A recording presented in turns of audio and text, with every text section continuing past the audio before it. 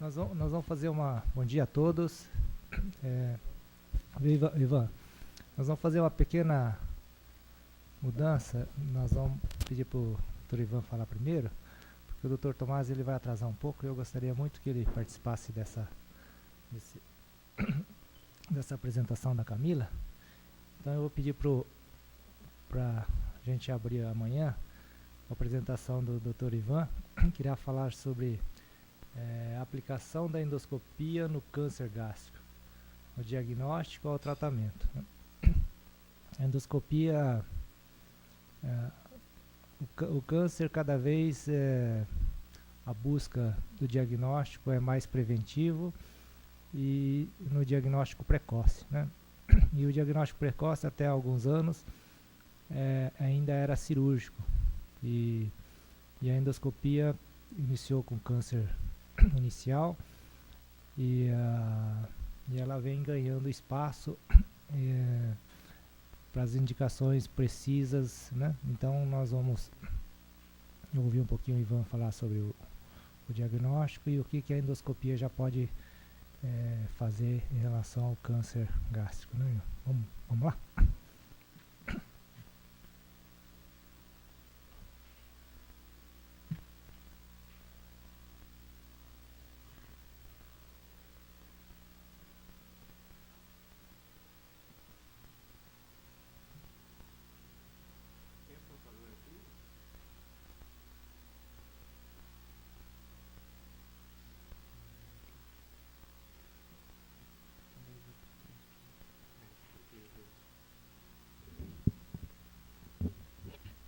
Bom dia a todos. Dá para se dizer que as aplicações da endoscopia, elas aparecem em todas as fases e todos os estágios do câncer gástrico. Ela participa no diagnóstico, que é o exame que identifica a lesão, é o exame que te permite fazer as biópsias para avaliação histológica do câncer gástrico. É muito importante no estadiamento e na programação cirúrgica, porque é com a endoscopia que você vai ver aonde que o tumor está localizado.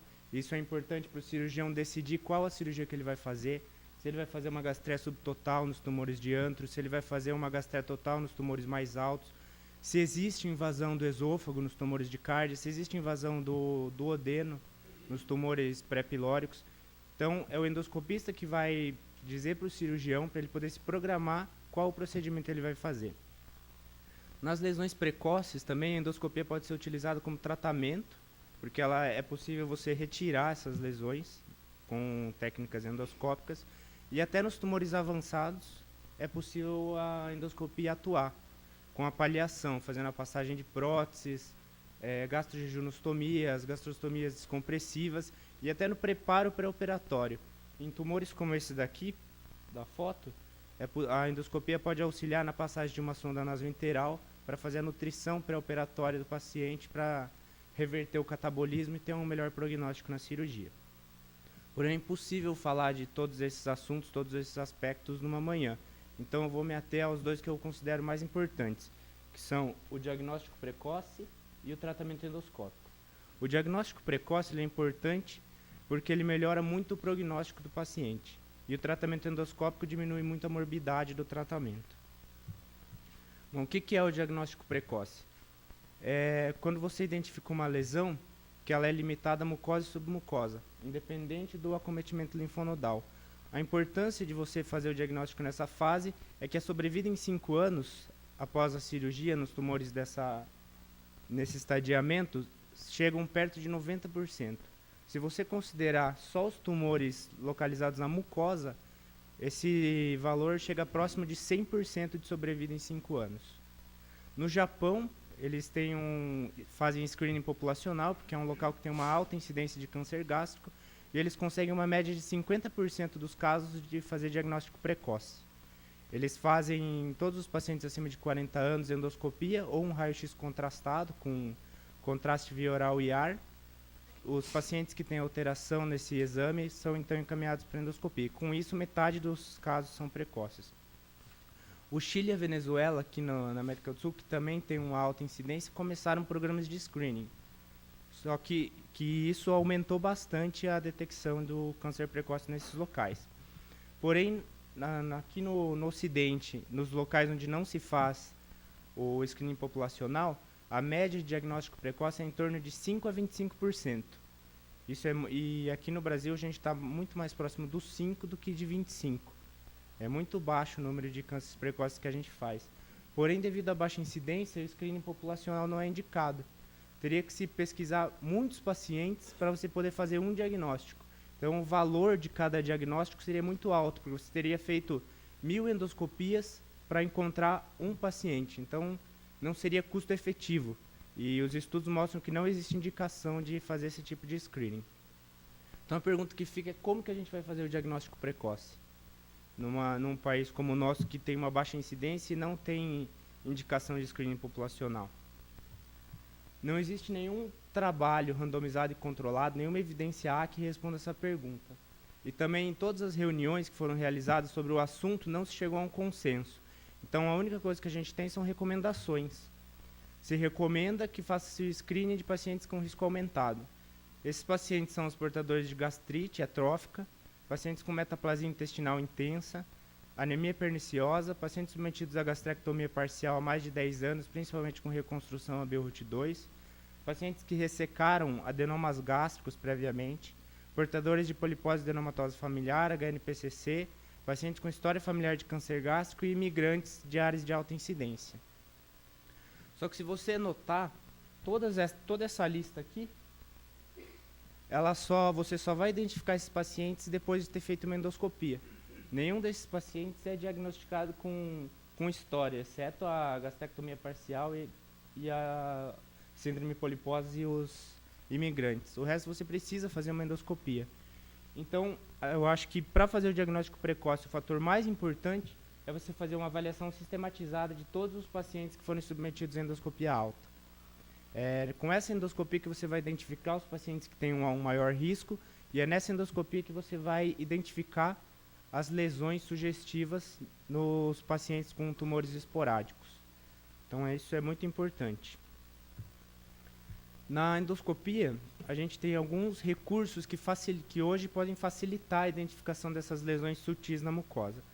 A primeira que eu vou comentar é a endoscopia de alta definição. Vocês podem comparar aqui as duas figuras, que esse aqui é um videoendoscópio de primeira geração e esse aqui é um de alta definição. Você pode ver que os detalhes finos da mucosa são muito mais realçados pela endoscopia de alta definição. Os limites você consegue ver melhor, o relevo da mucosa é melhor avaliado e até a vascularização da submucosa você consegue ver muito bem, ao contrário dos videoendoscópios de primeira geração. Então, com a utilização desse recurso, você tem mais facilidade, você enxerga lesões que antigamente não se enxergava.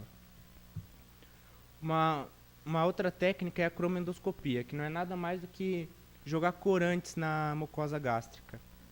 Quando você encontra uma alteração sutil, por exemplo aqui, ó, você vê uma discreta alteração do relevo na endoscopia convencional.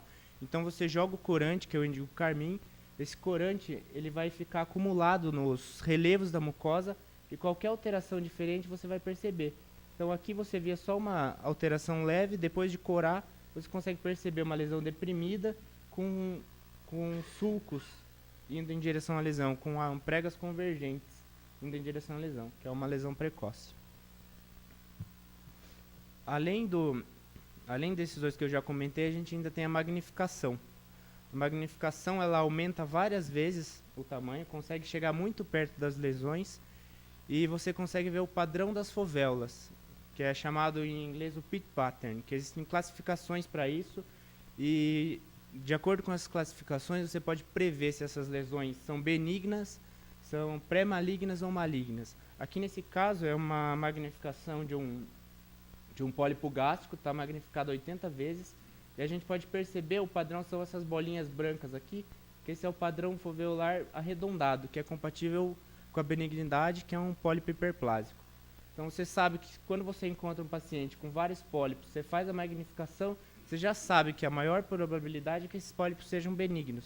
Então você não precisa fazer uma ressecção de todos os pólipos, você tira alguns pólipos por amostragem e vai avaliando com essa técnica os maiores para ver se tem alguma alteração arquitetural nas fovéolas, para daí sim você tirar os que têm um maior risco de malignidade ou pólipos que estejam disfarçados de uma lesão benigna. Outro recurso que é associado à magnificação é o NBI, que chama Narrow Band Image, que ele é um filtro da luz vermelha, azul e verde, com um comprimento estreito do comprimento da onda, e ele realça a vascularização da submucosa. Então aqui nessa primeira imagem a gente consegue ver o pólipo magnificado com um padrão estrelado, que também é compatível com benignidade, e aqui com o NBI, onde a vascularização, além de você ver o padrão foveolar, você consegue ver o padrão vascular. Todo esse rendilhado escuro são os vasos da submucosa. E existem classificações para esses vasos que também, dependendo do desarranjo dessa vascularização, você pode prever se são lesões benignas, pré-malignas ou malignas.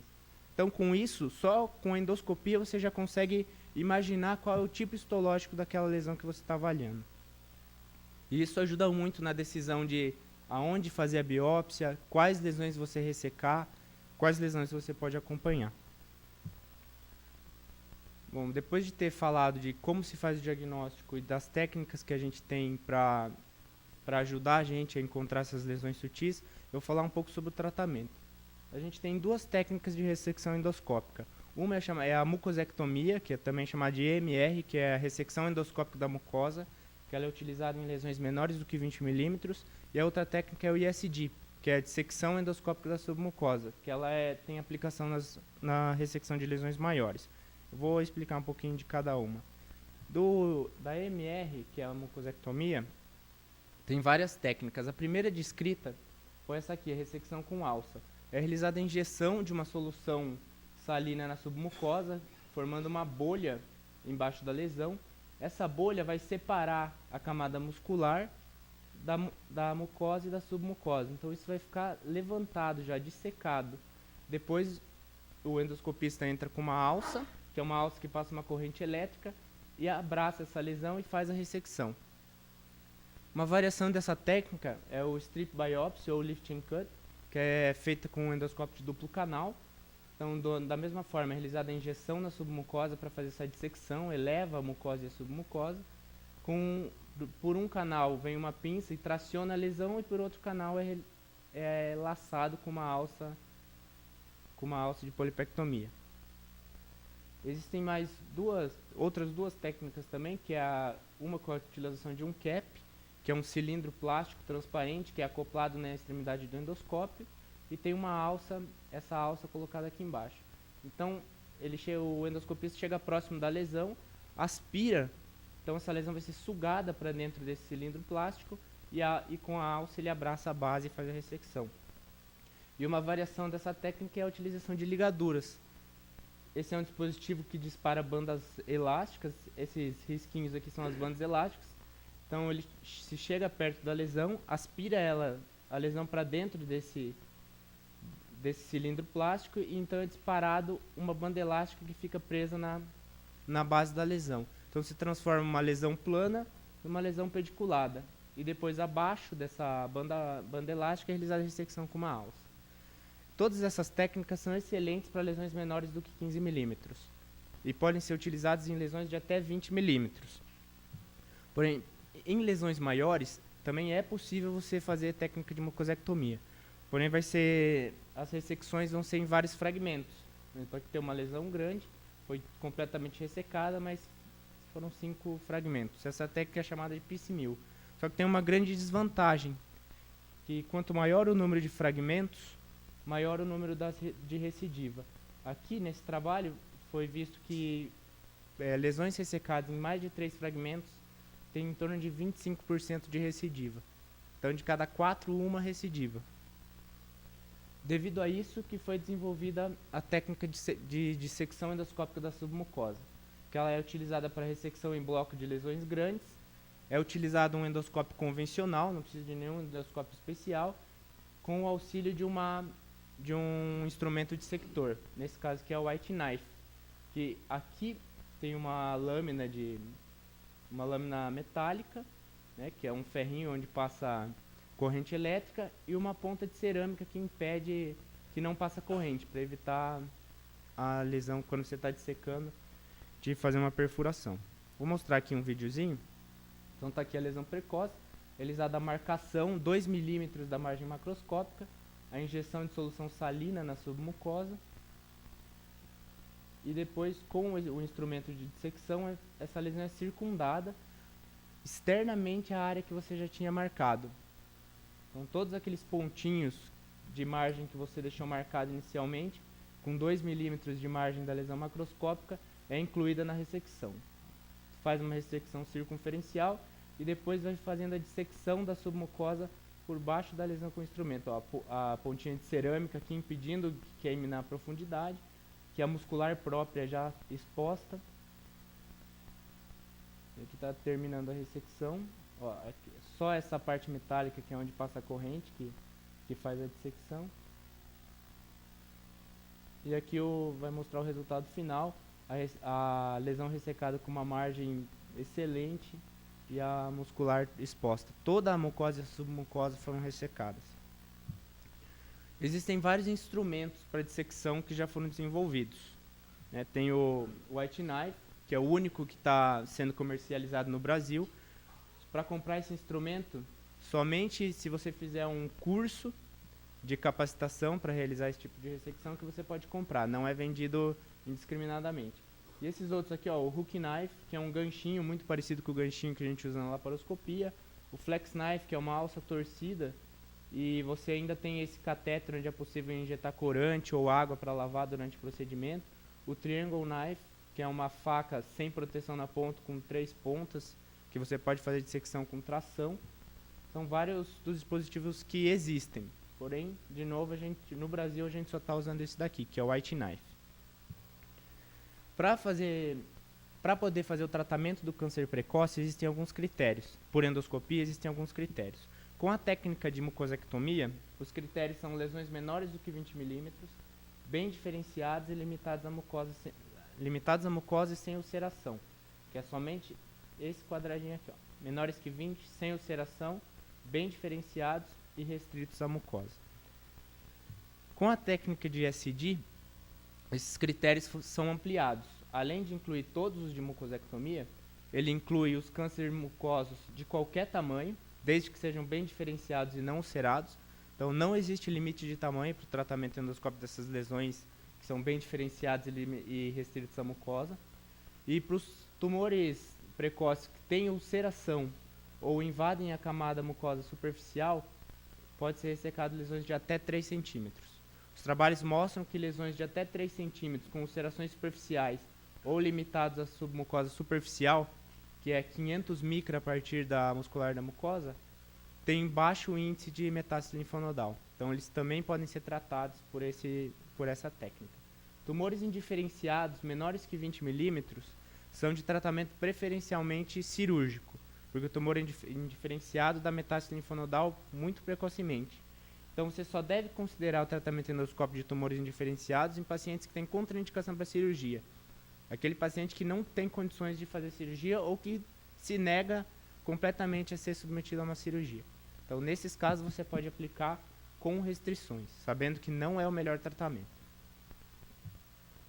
Tá, porém, fica uma pergunta. Como é que eu vou saber se o meu tumor se enquadra nesses critérios, quando eu acho ele na endoscopia? Essa é a grande dúvida que a gente tem, porque o tipo histológico a gente faz uma biópsia e o patologista conta pra gente. O tamanho da lesão a gente enxerga. Se tem ou não ulceração, a gente também enxerga. Mas a pergunta é, como é que eu vou saber a profundidade da lesão? Como é que eu vou saber se essa lesão está restrita à mucosa ou se é submucosa? Como é que eu sei se essa lesão é restrita à mucosa? Na verdade, existem dois métodos. O primeiro é o ultrassom endoscópico. Essa foto aqui está mostrando uma ultrassonografia endoscópica com mini probe, que é o probe é esse daqui que está no meio. É um probe de 12 Hz, que é específico para avaliação da parede. Ele não é muito bom para avaliação dos linfonodos. E você consegue delaminar a parede e ver as camadas. Com esse aparelho é possível ver 5 camadas. A primeira, que é hiperecóica, que é a mucosa superficial. A segunda, hipercóica, que é a mucosa profunda. A terceira, que é a submucosa. A quarta camada, hipercóica, que é a muscular. E a serosa. Aqui, você consegue mostrar bem superficial,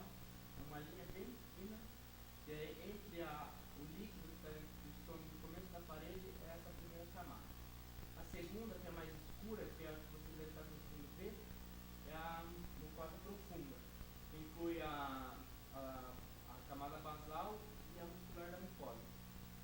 E a terceira aqui, que é mais clarinha, a gente consegue ver aqui, é a submucosa. E essa escura aqui é a muscular. Então, baseado nisso, que se define a profundidade. Aqui a gente consegue ver uma lesão, ó. Aqui está vendo estreitinho, a submucosa preservada e a muscular aqui embaixo. De repente tem um pensamento aqui. Já está marcado.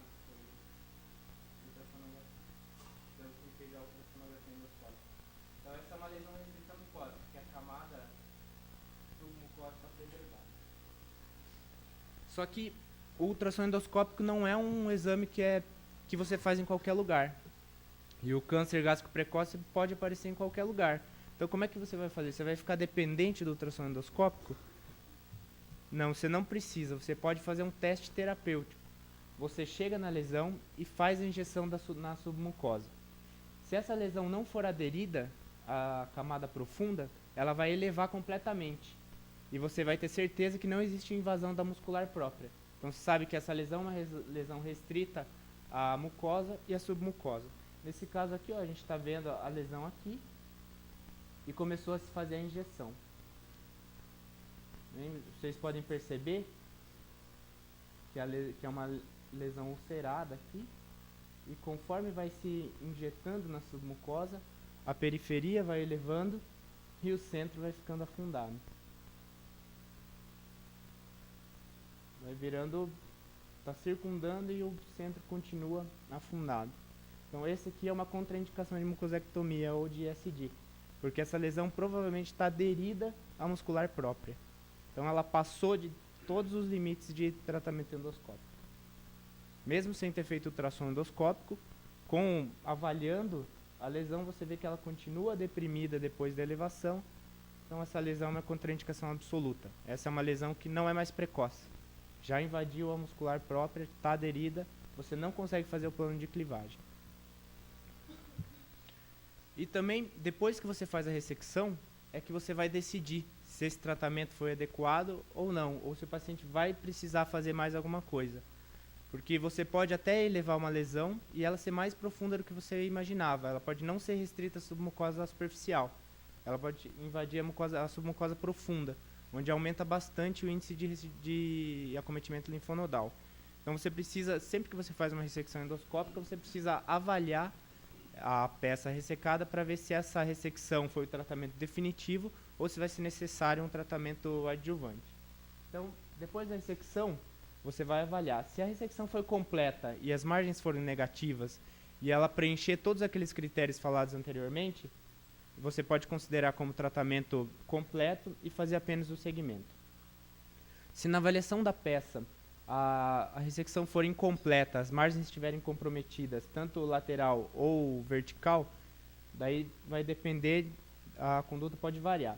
Se tiver comprometido a margem lateral, você repete a endoscopia e avalia a área de ressecção. Se tiver uma lesão macroscópica ou você fizer biópsias e vier positiva, você repete a ressecção ou indica cirurgia. Há também a possibilidade de você ampliar as margens com plasma de argônio. Você queima toda a circunferência da lesão. Muitas vezes essa margem comprometida é porque a queimadura da alça ou do instrumento de dissecção chega muito próximo da lesão. E quando o patologista vê queimadura próximo da lesão, ele dá como margem comprometida. Mesmo que essa margem tenha sido ressecada. Mas não tem como o patologista saber que se essa lesão foi ressecada completamente ou não. Então ele lauda como margem comprometida.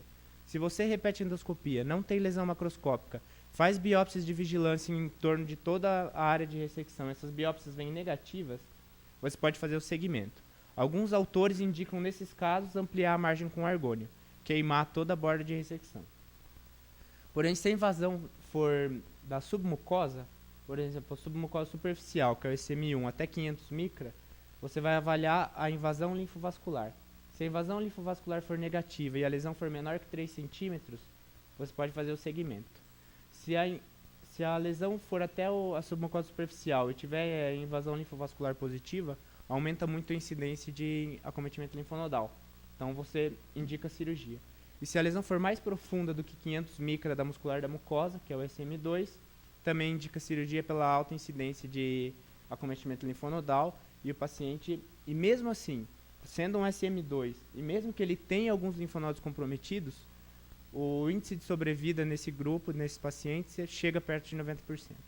Então, mesmo que o tratamento endoscópico não tenha sido completo, o tratamento cirúrgico leva esses pacientes com diagnóstico precoce para próximo de 90% de sobrevida em 5 anos. Hoje e para o futuro, existem vários instrumentos que estão sendo desenvolvidos. Instrumentos de duplos canais com braços robóticos, endoscópios completamente robotizados, que parece, esse aqui é o EndoSamurai, é o nome desse dispositivo, braços mecânicos, pinças articuladas, instrumentos de sutura endoscópica, tudo isso está sendo desenvolvido atualmente. Isso vai facilitar muito o nosso trabalho no futuro. Eu trouxe até um vídeo aqui, que é do pessoal da Harvard. Ó, isso aqui está aparecendo na televisão, ele é bem pequenininho, é a ponta do endoscópio. Então, ó, são 2 braços robóticos na ponta do endoscópio, um faz tração, o outro vai dissecando. Muito parecido com a laparoscopia. Aqui passando material pelo canal. É possível você fazer pontos. Talvez esse aqui seja o futuro da cirurgia endoluminal. Talvez com esses dispositivos a gente consiga fazer ressecções de parede total, tratar tumores estromais pequenos por esse tipo de técnica, onde a gente faça a ressecção total da parede, depois consiga fazer uma sutura segura. Então, isso aqui para frente a gente não sabe o que vai vir. Tem muita coisa sendo desenvolvida e provavelmente a cirurgia endoluminal vai avançar muito nessas lesões gástricas, esofágicas e do duodeno e do cólon também. Obrigado.